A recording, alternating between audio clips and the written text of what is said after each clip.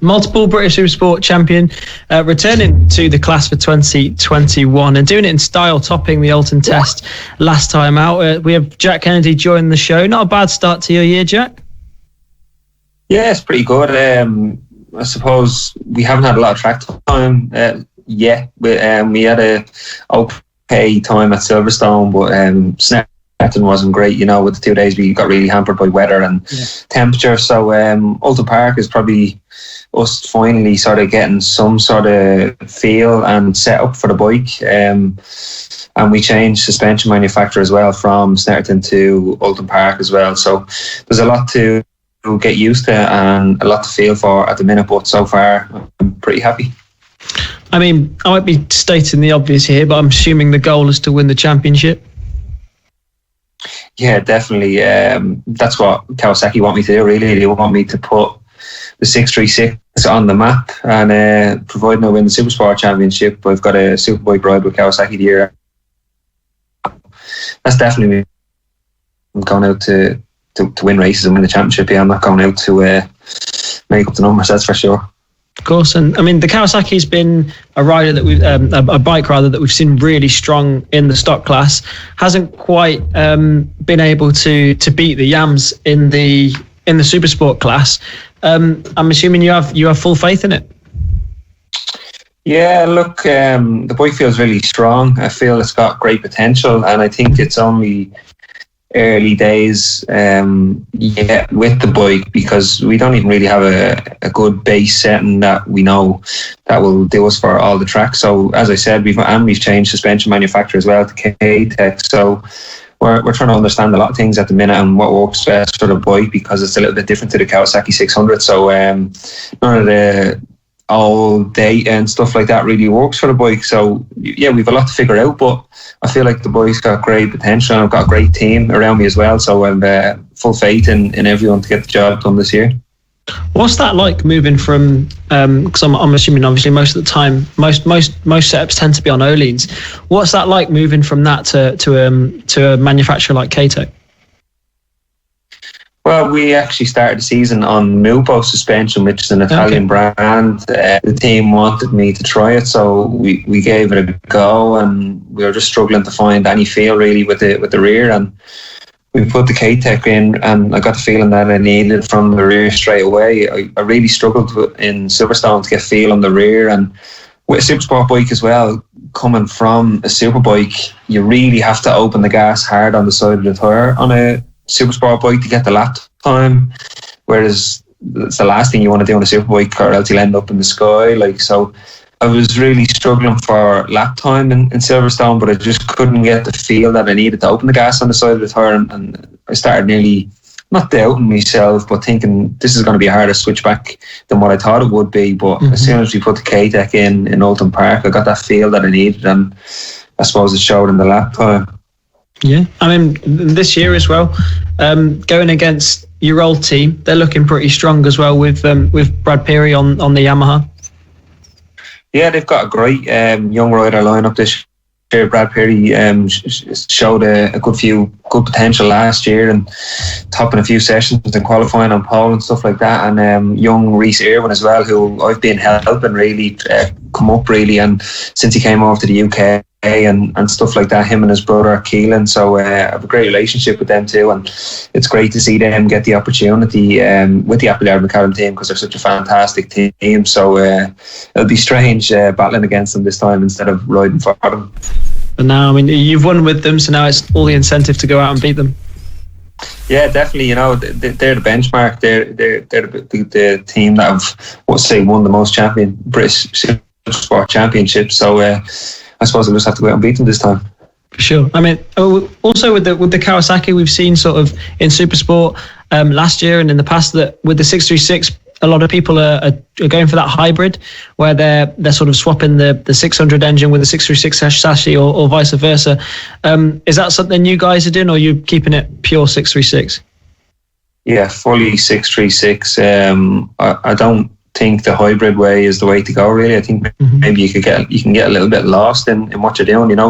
As I said, the data from the 600 doesn't it doesn't match or doesn't work with the 636. So if you're putting a 600 engine into a 636 chassis, I think you can get lost very quickly. So I feel like the bike that we have potential, and as I said, it's going to be even more things to come.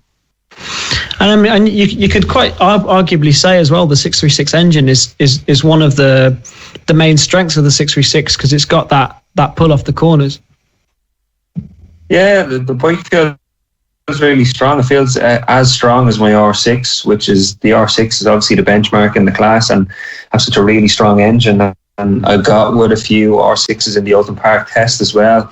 A few of the front lads, and the Kawasaki felt just as strong as that and matched it like for like. So that was really, it was really nice to see and feel that I'm not going to be anywhere hampered on speed, because it's very frustrating when you are, because you can only ride a bike so hard, but if you're getting past in the straights everywhere, it's very demoralising. So we won't have that problem this year.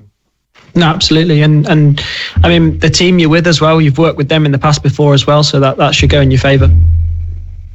Yeah, I know Dave really well. Obviously, he's a great guy, and he's got none of the old crew that used to be with him, really. And we've got some new lads around that I know as well and I trust. So I'm really happy with the crew that we have, and I know we can do a good job, and I've got full faith in them, and I'll have full confidence going out on the bike knowing it's prepared right. And there's a great atmosphere in the garage too. It's I don't know. I've got a great bunch of lads around me. I get on with them all really well. So I really look forward to going to a race weekend, racing to see them all and get out on track. Yeah. Moving back to sort of to last year, you go on the Superbike. I mean, how was 2020 for you? Just off as a start. A bit crazy, really. It was a bit all over the place.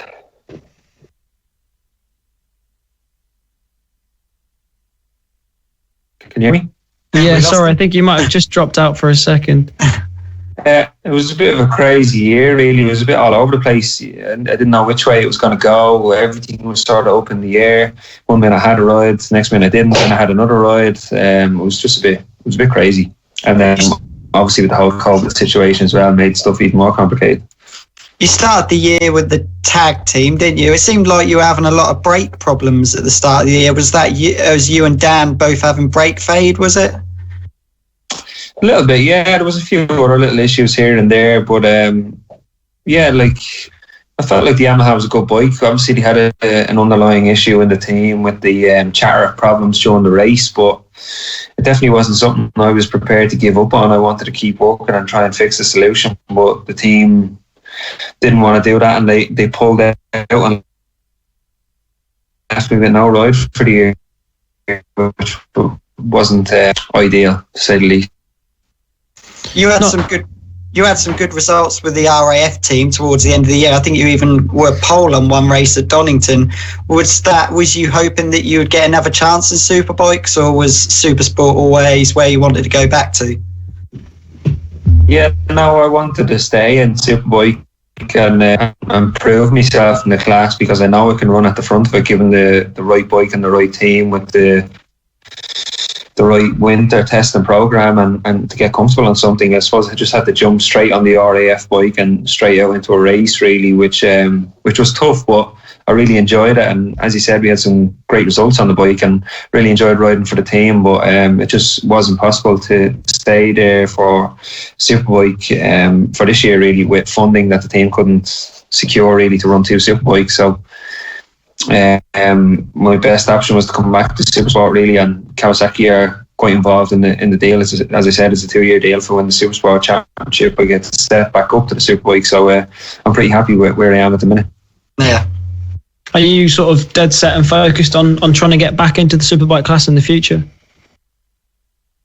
Yeah, definitely. It's the top level, obviously, in the UK, and as I said, I feel like once I've got the right package, I can run at the front no problem, and I can be a regular podium finisher and challenge for a championship. And of course, I mean, starting off a year on one bike, especially such a compact year that was just last year, and then having to switch manufacturers, it's not the ideal way that you wanna go into it. But you had a couple of BSB dips in the past as well, I think. A couple of dips. What do you mean by that? Did you? In the. He means. I think he meant had a go, not bad times. Slipped on with 2015 on the WD-40 Kawasaki wasn't a bad year at all for me. First year in the class, we had some good top tens and ran at the front and stuff like that and challenged for podiums.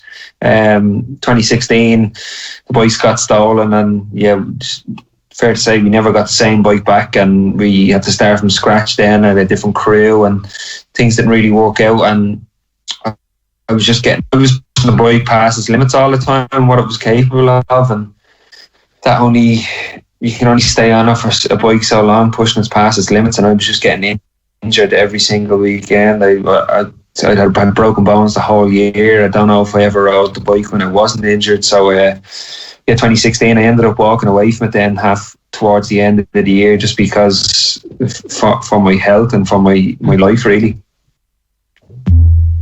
You also had some, a lot of good results over in World Championship in the World Supersport category as well. Would you ever consider going back there? Yeah, it's a championship I really like.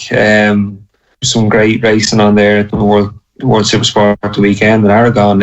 It's a really competitive championship, and I wouldn't rule out if I won the Supersport Championship to move to World Supersport or up to Superbike. I'd sort of value them both pretty level, and I'd be happy with either one if I could get there. I mean, you did very well there in the past. I mean, there's not many British riders there at the moment, though. There's only a handful, and not as many as up the front as we used to see. And why do you think that is?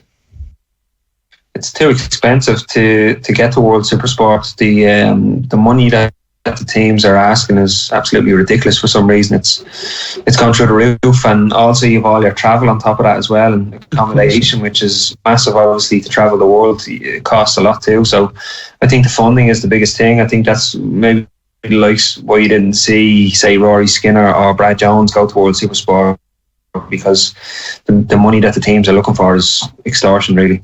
Mm-hmm. Why do you think that is? Has that always been an issue, or is it something that's only come about recently? Because obviously, I mean, you had a couple of seasons yourself there. It's always been quite expensive, but it just seems to have nearly doubled or tripled in the last few years for some reason. And there's not a lot of riders getting paid to ride in the championship. So people obviously don't see it as a good option anymore. And as I said, when you have to raise that much money for 1 year, and if things don't go well, you have to raise the same sort of money again. It's just a massive amount of pressure and hard work to get there. I mean, obviously it's hard to know really, but I mean, do you think there's a way out of that? Is there, what would you think would be the way out of that if there was one? The way out of World Supersport? Yeah, the sort of the way to bring the costs down. I don't see any way, really. The only way is if the teams start looking for less money, but I don't see that happen anytime soon. I don't see what's going to bring it down, unless Dorna, which obviously they run World Superbike and MotoGP, don't they? If they started putting some funding in place to get riders from UK and Ireland into the championship, I see that's the only way I can see. If they give the teams an incentive to sign these riders, that's the only way I see the price coming down for people to go there. Yeah, it's a difficult issue because obviously, I mean, things need to be paid for. Do you know what I mean? Like the team has got a lot of things they need to pay and need to get sorted, and and a lot of that money comes from riders as well. But at the same time, if you want to become a professional rider and you're doing that at such a high level, at the same time you expect, in most sports, at that sort of level, you expect to have free rides or to be paid. So it's a hard balance because obviously things still need to be paid for at the same time. Yeah, definitely. It's motorcycle racing is strange and really, and it doesn't really work out fair for the rider most of the time because you go to a team and bring a fortune or you're not getting paid, but everyone else in the garage is getting paid, but you're the one risking your life and you're not getting paid. So it doesn't work out the best for the rider sometimes, but I suppose you just have to weigh all the options up on which is the best championship for you to ride in and what sort of stage of your life you're at really too. For sure, and I mean, I suppose that's why British Superbikes is, because it's like you say, you hold it at the same level that you hold World Supersport. So it's why sort of it's not an easier step, but sort of a more viable step, if that makes sense. Yeah, more enticing of a step, really, because in the amount of money you have to bring and the less travel, and the British Superbike Championship's a great championship, and the amount of fans that you have every weekend and all that sort of stuff. So there's a massive atmosphere that goes with the British Championship too. So yeah, both of them have their pluses and minuses, but you just have to weigh up which ones work out best for you, really. Yeah. Sure. Now we're seeing with Jake Dixon, who's come out of BSB and now over in Moto2 as well. I mean, if he does well, that could be very good for BSB rider because that could open a door as well. Do you think that's a route that riders could start going down? Yeah, Moto2 is obviously another really expensive championship to get into. I think he done really well to come from British Superbike to get onto Moto2 and finally got himself a good ride there, and now he's at the front. But like, if you go there on a not so good package or not so good bike and you don't prove yourself in the first year, you're probably gone back out the door again and back to British Championship. So it's a really tough one, and I suppose you just need a bit of luck and timing on your side to make it work for you. No, for sure. Well, before we let you go, I think Jay's just prepared a few quick-fire questions that he's got for you. I did have the quick-fire ones are going to be for Rory, but we can change for Ryan, but we can change them up a bit. I'm going to start by something. Apart from the Tommy Hill, John Hopkins race, you have got the second most views on YouTube in a British Superbike race. I guess you know which one that probably is going to be. I have no idea. You must know. The race, it started off wet and then dried out. Were you in Alistair Seeley at Brands Hatch? That race has had 4 million views on YouTube. Anyway, I'm guessing. 4 million? Pardon? 4 million's a lot. Yeah, that race has had 4 million views on YouTube. You have to check it out after the race. Obviously, it was a weird race anyway because it started raining. It didn't get stopped because they declared it a wet race. But obviously, there was a bit of fisticuffs between you and Alistair at the end.